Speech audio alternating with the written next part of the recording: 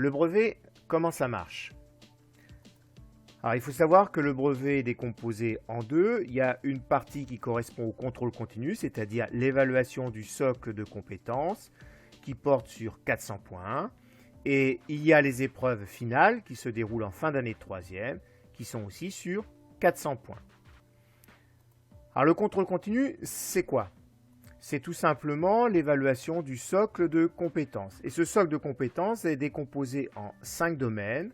Et le domaine 1 se sous-décompose en 4 sous-domaines. Chacun des sous-domaines du domaine 1 vaut 50 points, ce qui fait que le domaine 1 vaut 200 points. Le domaine 2, le domaine 3, le domaine 4 et le domaine 5 valent, eux, 50 points chacun. Au total, cela fait bien, donc, 400 points. 8 x 50. Prenons un exemple. Voici les résultats d'un élève lambda sur le domaine 1 et le sous-domaine langue française à l'oral et à l'écrit.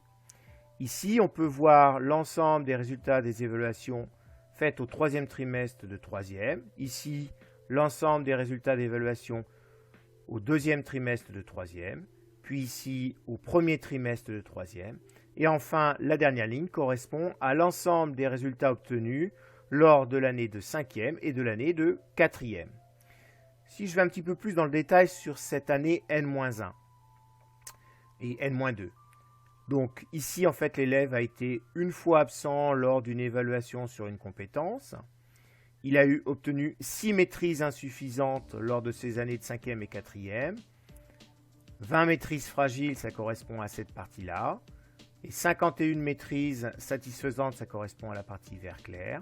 Et enfin 27 très bonnes maîtrises qui correspondent à la partie en vert foncé.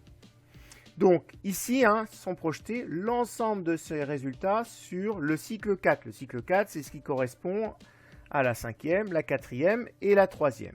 Et bien avec l'ensemble de ces résultats, il est positionné ici dans maîtrise satisfaisante.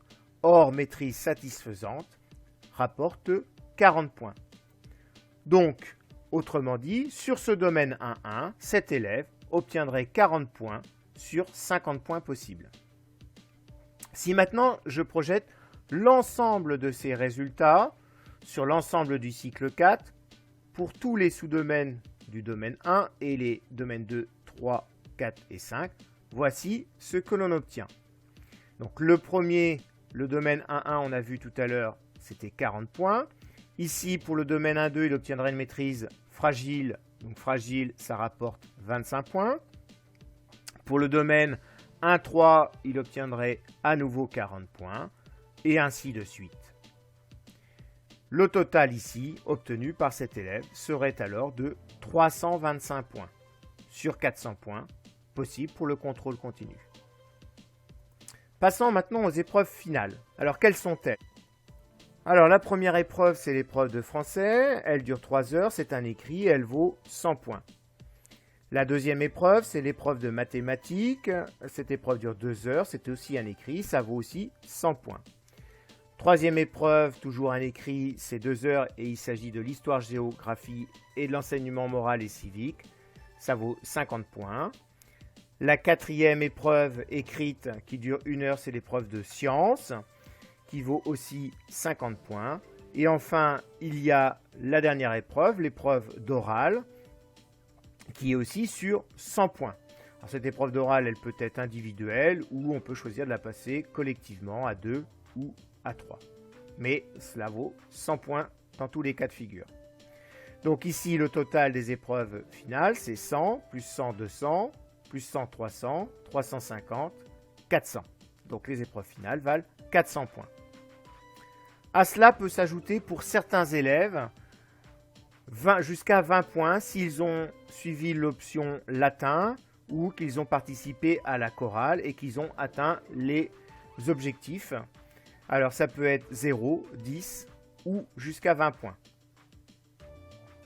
En conclusion, on a vu que le contrôle continu, c'est-à-dire l'évaluation du socle sur le cycle 4, c'était sur 400 points. L'épreuve de français, 100 points. L'épreuve de maths, 100 points. L'épreuve d'histoire, 50 points. L'épreuve de sciences, 50 points. L'épreuve orale, 100 points. Le total est donc bien sur 800. Je rappelle que à ces points-là peuvent s'ajouter éventuellement les points du latin ou de la chorale. En conclusion, l'élève est reçu s'il obtient au minimum 400 points sur 800. S'il obtient plus de 480 points, alors il a la mention assez bien. S'il obtient plus de 560 points, c'est la mention bien. Et s'il obtient plus de 640 points, c'est la mention très bien.